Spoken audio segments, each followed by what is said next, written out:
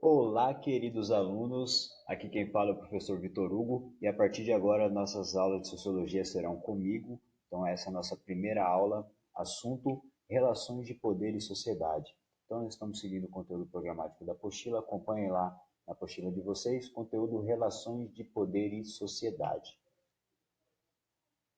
Então, primeiro, o nosso texto, ele começa trazendo uma contextualização das relações de poder nas sociedades durante a história humana. Então, as relações de poder estão presentes em toda a sociedade, seja no âmbito privado ou seja nos espaços públicos. Então, desde que o ser humano constitui civilizações e sociedades, nós temos relações de poder. Então, para entender o que é o poder, nós temos que colocá-lo dentro de uma dimensão histórica de que sempre houveram disputas de espaço dentro da sociedade.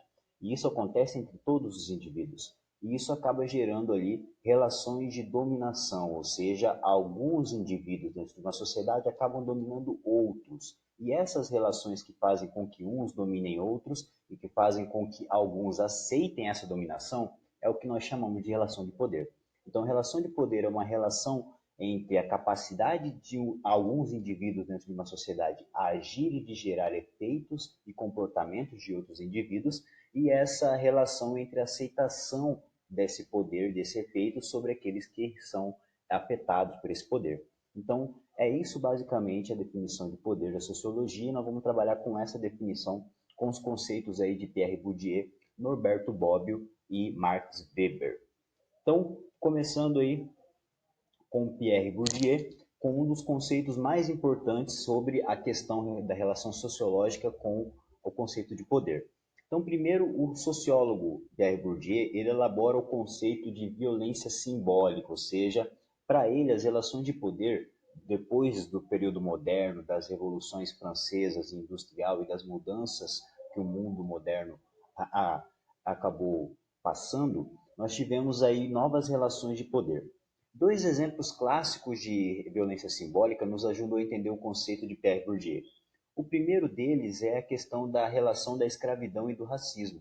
Então, nós tivemos ao longo da história relações de poder que estabeleceram dominação de homens sobre homens, que era a escravidão.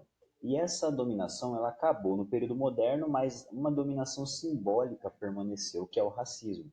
Então, a ideia de que negros são inferiores a brancos é uma ideia simbólica, é uma ideia que não existe basicamente em lei, mas é justificada ainda socialmente, ou seja, as pessoas cultivam socialmente essa ideia simbólica de que o negro é inferior. E isso acaba implicando uma série de outras violências, ou seja, perceberam a violência simbólica? Ela não é uma violência direta, ela é uma violência indireta, só que segundo o conceito de Bourdieu, ela depende indiretamente da aceitação de quem recebe esse poder. Então, no conceito de violência simbólica, nós temos uma relação de poder que existe uma aceitação por parte de quem recebe esse poder. Então, aquela ideia de que os próprios negros são racistas, então uma ideia de que prevalece ali uma relação de poder em que as próprias pessoas que são afetadas por essa violência simbólica, no caso o racismo, aceitam isso na relação da violência simbólica.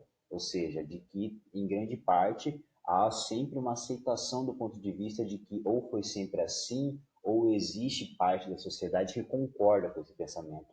Então, existe a prática dessa violência simbólica. Então, e outra é a ideia de que homens são dominantes perante as mulheres, as relações de gênero que existem até hoje conflitantes. Essas duas relações do racismo e do machismo da relação de gênero, elas são exemplos de como a violência simbólica acontece. Ainda hoje existe um símbolo sobre o que é a mulher, que acaba empregando uma série de violências sobre ela. Então, quando a gente fala, existe a ideia na sociedade de que a mulher é mais frágil, de que a mulher não deve, portanto, ela não deve andar sozinha na rua, não deve andar à noite, ou seja, uma ideia de que a mulher é frágil implica um monte de outras violências simbólicas que ela acaba sofrendo por ser mulher, ganhar menos que o homem, por engravidar, ou certos tipos de pensamentos que ainda são violências simbólicas, são violências que tratam a pessoa com exclusão por conta da sua condição. E aí acaba entrando no capital simbólico que eles chamam, ou seja, não são coisas que afetam só diretamente a gente econômico, materialmente, mas afeta a gente dentro do convívio da relação social. Então, várias pessoas são afetadas por essa violência simbólica o tempo todo. Então, o bullying e várias outras manifestações de violência simbólica são presentes hoje na atualidade e nós podemos usar de exemplo para entender esse conceito de Pierre Bourdieu de violência simbólica, ou seja, uma violência que acontece indiretamente e às vezes nem é consciente, mas as pessoas aceitam essa dominação e acabam exercendo essa relação de poder, de brancos sobre negros ou de homens sobre mulheres e assim por diante. Então, o que é poder? Precisamos definir então o que é poder para conseguir chegar a essa definição do que seriam as relações de poder dentro de uma sociedade. Como informa John Scott, é importante distinguir as formas de poder genéricas do poder social, ou seja, esse poder que nós estamos falando, o poder que se manifesta em uma sociedade, ele é sempre uma relação dúbia, ou seja, ele é sempre uma relação que estabelece alguém que manda e alguém que obedece, alguém que é superior e alguém que é inferior. Ou seja, dentro dessa visão, toda a sociedade estabelece um conflito entre diferentes, e esse conflito sempre gera uma dominação. E essa dominação sempre gera alguém que manda e alguém que obedece. Mas para que esse alguém obedeça, precisa existir aí uma relação entre esse poder de quem exerce a força, exerce o poder social e de quem é afetado por esse poder social. E aí alguns sociólogos elaboraram melhor esse conceito e conseguiram definir etapas ou níveis desse tipo de poder ou desse tipo de dominação.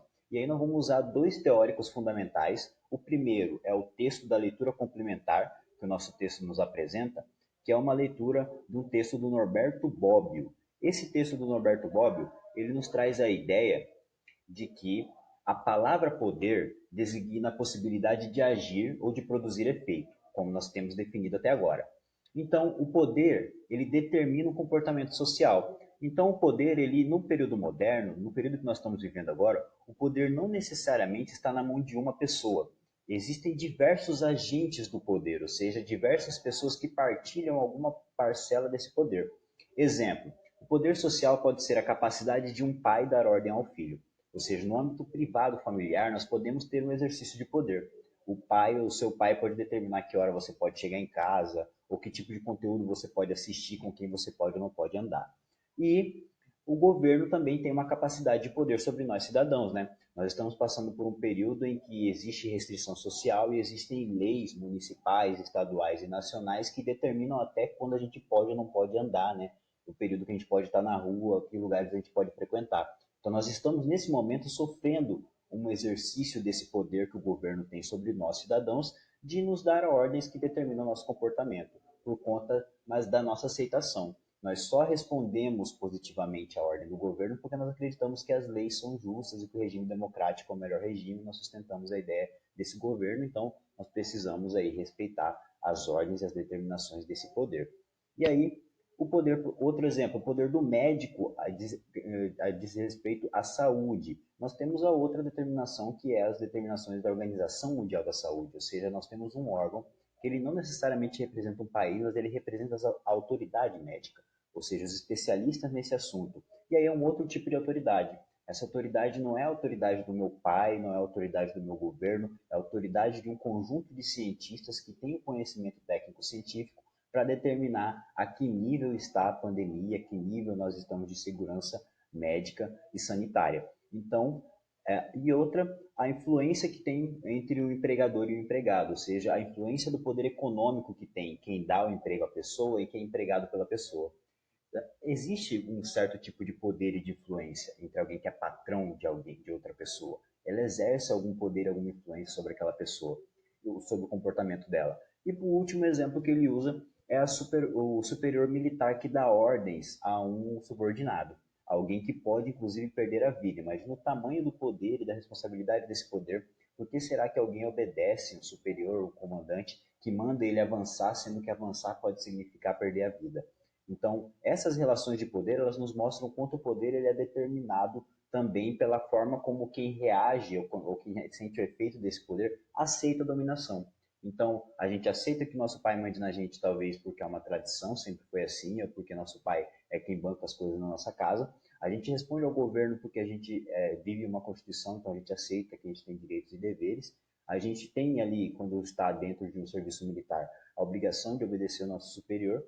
E nós temos aí os médicos como alguém que sabe, na realidade, o fator técnico e científico sobre as questões da nossa saúde. Então, cada um aí tem um tipo de autoridade que lhe confere um poder e uma dominação sobre o nosso comportamento, perceberam? Então, junto com isso, posteriormente, traz a leitura de Max Weber. Max Weber ele vai além dessa leitura. Depois que Norberto Bobbio consegue definir muito bem para nós como o poder está difundido dentro de uma sociedade, dividido entre vários agentes do poder, nós temos uma definição de Max Weber que é a definição de autoridade. Ou seja, por que as pessoas obedecem a quem manda? Por que existe alguém que obedece ao poder? Por que o poder consegue exercer tanta influência no comportamento das pessoas? Por que as pessoas obedecem? Então, para Max Weber, existem formas de dominação que ele chama de autoridades. Então, sempre alguém que manda, ele manda no exercício de alguma autoridade. Então, ele tem 3 exemplos aqui da autoridade que ele destacou, que são formas de como entender o porquê que as pessoas respeitam e aceitam o poder e a dominação. A primeira autoridade tradicional. Ela legitima o poder com base nos padrões culturais. Essa dominação é mais próxima daquela dominação do pai sobre o filho. Ou seja, o que legitima a dominação de um pai sobre um filho? As tradições de uma sociedade. O pai obedece o filho, a pessoa para ser considerada educada dentro de uma sociedade, ela tem que obedecer o filho. Então, por que assim? Porque sempre foi assim, porque foi assim com meu pai, foi assim com meu avô, perceberam? É da tradição e do costume cultural. Então tem sociedade que é muito restrita e todo mundo tem que obedecer o pai mesmo, e tem sociedades em que o filho, desde cedo, já tem uma certa independência. Mas isso vem da tradição e do costume daquela sociedade. Então, uma autoridade tradicional, uma autoridade ligada às tradições, à cultura de um povo, e aí é mais ligada a essa relação privada, por exemplo, entre pai e filho. A segunda forma de autoridade descrita por Max Weber é a autoridade carismática. Essa autoridade é exercida por aqueles que geralmente nós gostamos e temos alguma afinidade, e a essa pessoa nós conferimos um poder de discurso maior do que outras pessoas. Então, quando temos um líder político, por exemplo, nós temos admiração, geralmente essa pessoa exerce uma certa autoridade sobre nós. Geralmente ela tem o poder de ter efeito sobre o que ela pede muito mais forte e presente do que uma pessoa que nós não temos muita vontade, nós temos muita proximidade. Então, a autoridade carismática é aquela autoridade que exerceram líderes como Hitler e Getúlio Vargas.